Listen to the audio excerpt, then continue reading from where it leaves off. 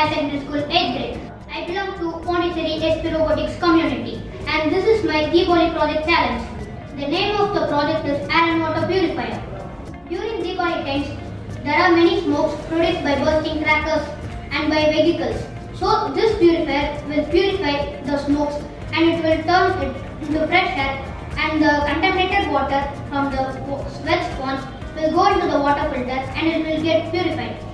The water from the tank will wet the sponge and the fan absorbs all the smoke and it will pass through the wet sponge, and the wet sponge will purify all the smoke, and the contaminated water will go from this storage tank and it will go to the water purifier and the water gets purified.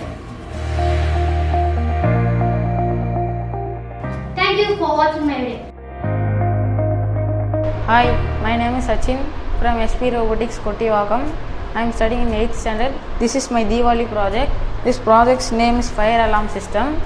There is a gas sensor which senses the fire or any gases, and it sends to the Arduino. The Arduino in turn will send the message to the water pump. So the water pump will pump the motor to the sprinkler. Now let's see a demo.